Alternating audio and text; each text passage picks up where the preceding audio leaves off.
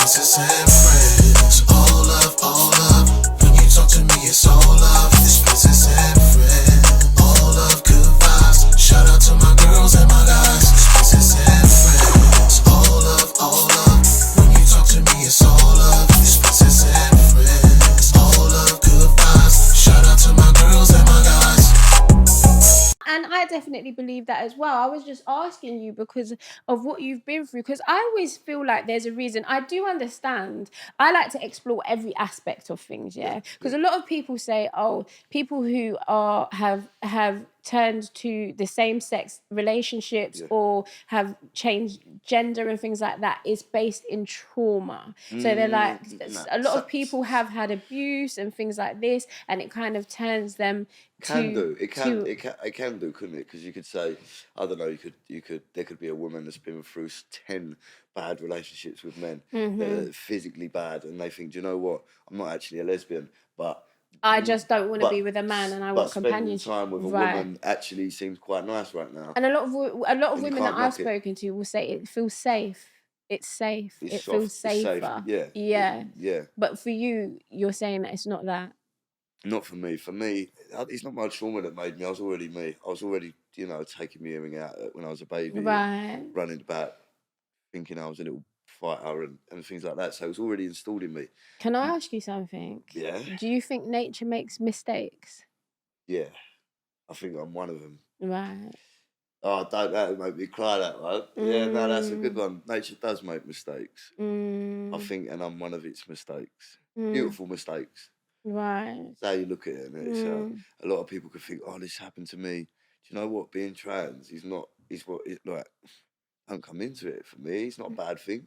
I prefer to look like this and be so in tune with myself and know who I am and have my morals and my my principles in check than worrying because if I'm fucking trans or not. But there is mistakes. Like look at some people are born with like. I have an ex-girlfriend. She was born with a limb difference. She was born with one arm as a baby. Yeah, some people are born with life-threatening illnesses, cancers, things like that. I think that again, it's like. Nobody deserves to go through any sort of, turmoil in life, but we all do in some way. Whether we're trans, straight, gay. Facts. That's facts. Whatever. That's facts. We all have our journey. So what is coming to mind is if it wasn't an option for you to get surgery and transition, do you think how do you think you'd be able to live your life? No, honestly. No, I was just thinking. No, I don't know. I don't think. I would have been able to live it. I'm not one of them people that's like, do you know what? Oh, I was going to kill myself. But you'd think you were a lesbian? Yeah, when I was growing up, it was hilarious. Because I didn't know a single trans person. I didn't know what a trans person was till I was 21. Right. So growing up, obviously, I got like 13, 14, and I'm like eyeing up everyone's mums, like I said on the last show. Like, I'm thinking, fucking hell, I like your mum. Your mum's lovely to me. Like, and then I started thinking, oh, she smells nice.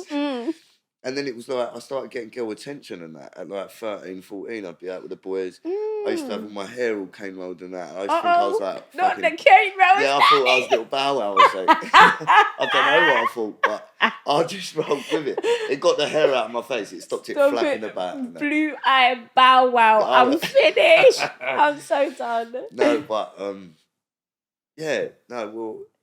that's what I've done.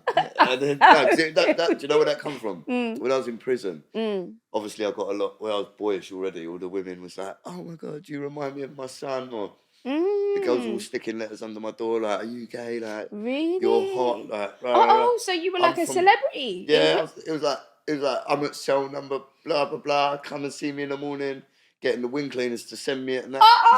There I was thinking. That's why I went 13 times. I knew where I was all right. I had my bread buttered, mate. Danny, I thought you was going to say, no, you would have rather been a men's, but all right, then you was living it up, enjoying your life. All right. Me, yeah. Okay, they were looking after you. I'm done. Danny, I'm not even going to ask how, who, where. No, I'm not doing it. But, okay, cool. So, I really wanted to know from your perspective now, because there's a lot of stuff and going on in regards to trans and things like this and children and things like this. And I feel like that is why so many people are talking against it, because there are certain agendas being pushed. I get it.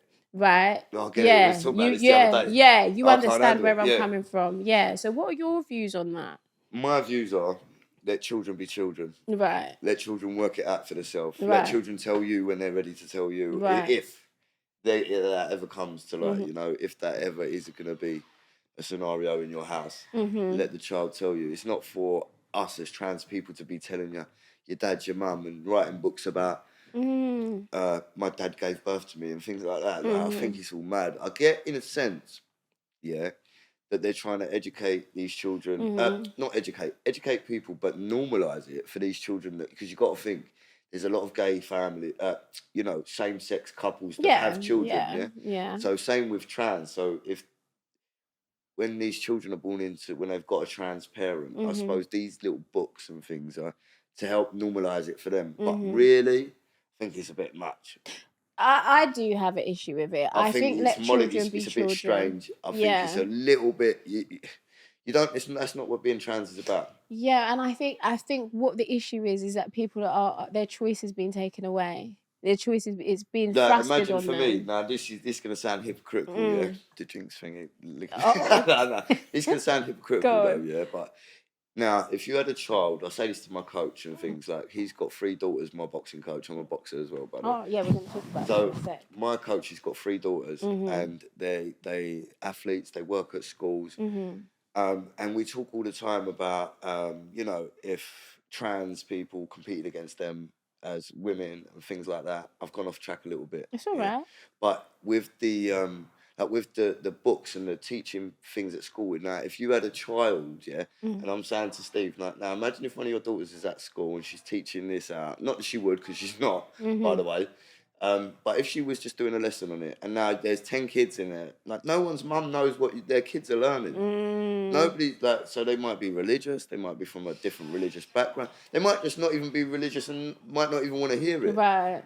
As a trans man myself, I don't think I'd want my kid, even me being trans, I don't think I'd want my kid being taught things like that. Right. Why are you teaching my kid that? Let them make their own assumption. Even sex education and things like that. I don't think that should be taught until secondary school. Yeah. I think body safety should be taught, so they're aware of what's appropriate and what's not appropriate. Definitely. Anything outside of that, I don't want it. So it's not a fact that I don't want them to know, because at the end of the day, they live in this world. No, but nothing should be sexualized. No, exactly that. And that's what I think, because if I had a chance to be a boy at 6, I'd be a boy right now. You'd be everything though. You'd be a Power Ranger. You'd be the pink Power Ranger. A goldfish. Danny, I would be everything, because I was so close to my brother and I was so close to my dad that I was like, do you know what? I want to be a boy. Right. Do you know what I mean? That's how I felt. Like, I want to be a boy. I want to go and get my hair cut. I want to do it. And if I knew about everything that's going on is that what now, you did for real? I did for real. Oh, did you? I used to be standing up and all of these things. I swear to God, Danny. I swear to No, but do you know what? I get it though, because it's who you're around when you're younger.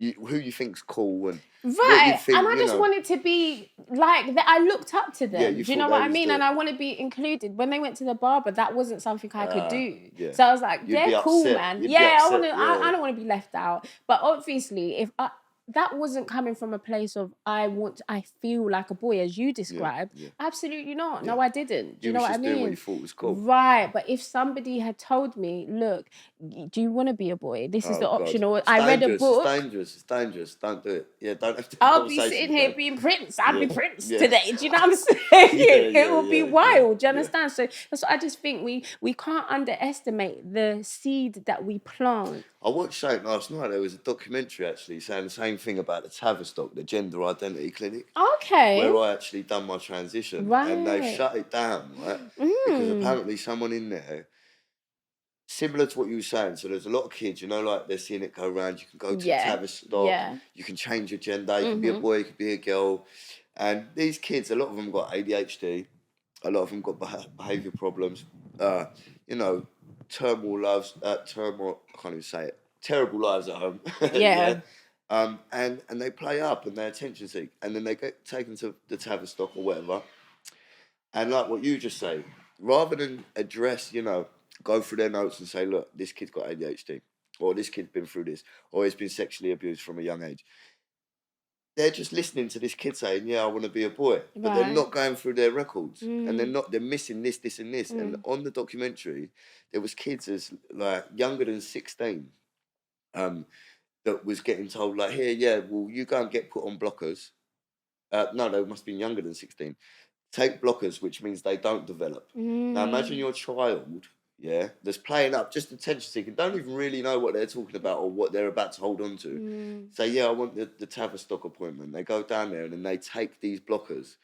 That's fucking them up. That's stopping their development. That's making them a different gender. Right. And these kids don't know. That's a lifelong and life-changing decision. So I do get it, but I'm going to speak from my experience. Trans people are real. Yeah? I'm going to say that now because obviously it sounds like I'm saying no, we're pushing it on people. No. If you're trans and your kid's trans, it's going to know it's trans. I'm telling you now, no, it's trans. You won't need to tell it. It won't be influenced. It won't be a phase. You will see it installed in them from young. You know? Yeah, I feel that. I don't, and you know what? I don't feel like people have an issue with that. I feel the issue comes with the agenda and it being forced on people. What do you think of the toilets? Like, the people who have not transitioned and things like this going into, because you let me know as a trans person, do you think it's fair? How do you think so if someone's not transitioned, so they still so look let's like just, a for man? example, let's just say, Yeah. Before I transitioned, we're just going to use major because it's easier. Yeah. Right, so before I transitioned, I did look like a boy. I did actually sound a little bit like a boy, but I didn't. Obviously, I still had boobs. I used to have boobs and that little A cups. I can't imagine you with boobs. That's mad. Yeah. So anyway, I did have, but I used to go into the girls' toilets because I thought, obviously, I looked like a girl. Well, I was meant to be identified as a girl. Right. So from young, 12 years old, I'm going in the toilet.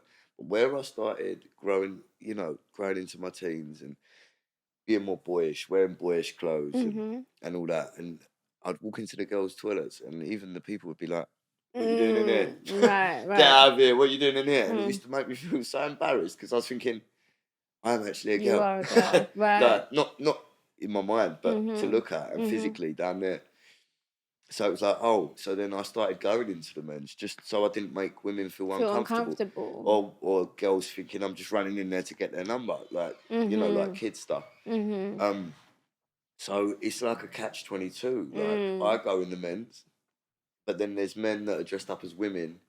I've seen some really bad videos, actually. Me too.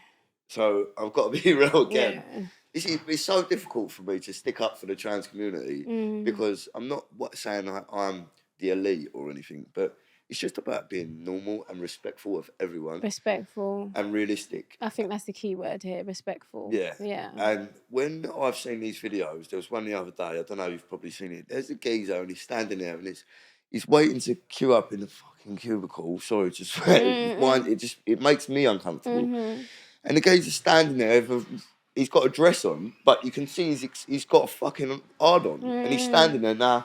The women that are now at the sink washing their hands and all that. Imagine if you took your kid in there. Like, even me, I'd be like, mate, turn it in. I think it's just a case of being aware of your own self.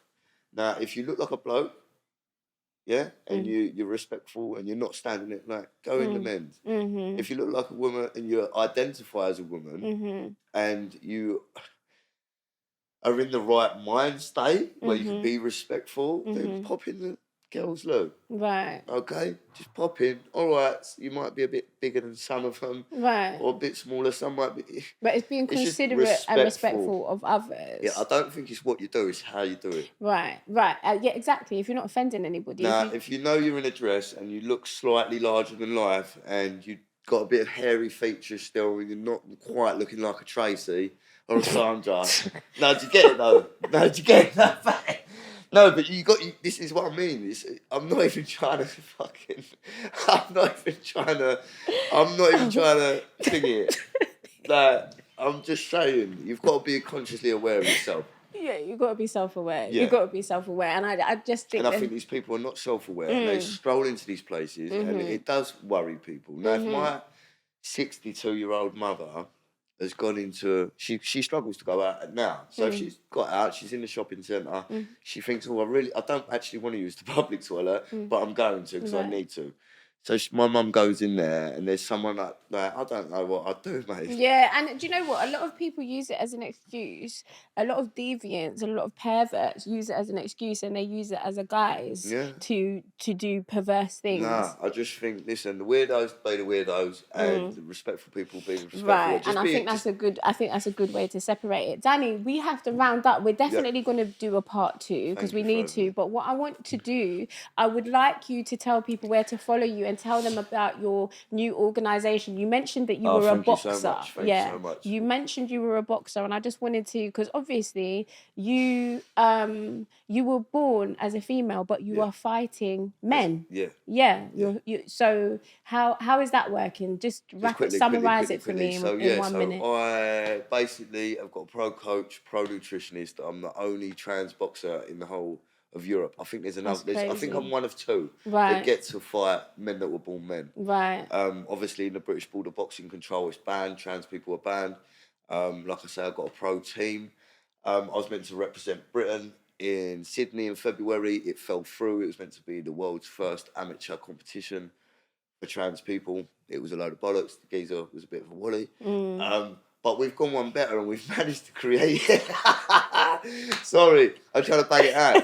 Right, so we've, so me and my coach and some of his associates have managed to get onto the PBA, which is a respected governing body, and they've sanctioned our event. So now we've got a European trans, an LGBTQIA event that's happening in October, a European international event. Everyone's welcome to come. Everyone can compete.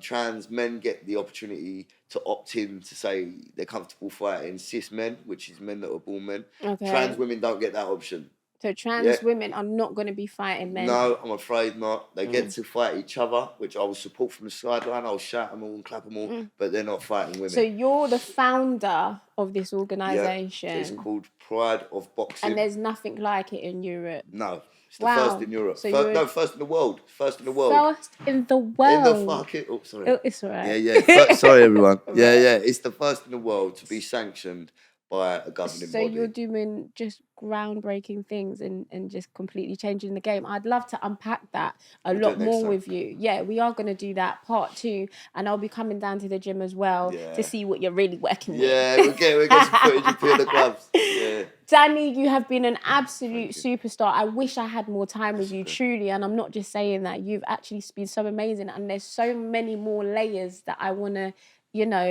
unravel. Yeah. But thank you so much for coming down, and hopefully you'll come back and wrap it with me for another part 2. Of course. Guys, it's been me, your girl Princess. This is Princess and Friends. Please subscribe. Please follow me on Instagram at Eve's Envy. Danny, where can they find you and your organisation also? Organisation, Instagram, Pride of Boxing.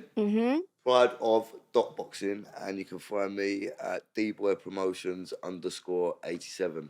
Absolutely amazing. And guys, Danny does modelling, he does acting, he does a whole heap of things. He's an overall superstar, guys. So do follow him. Lots of love, guys. We'll catch you on the other side.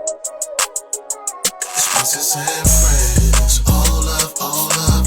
When you talk to me, it's all love. This princess and friends, all love, good vibes. Shout out to my girls and my guys. Princess and friends, all love, all love. When you talk to me, it's all love.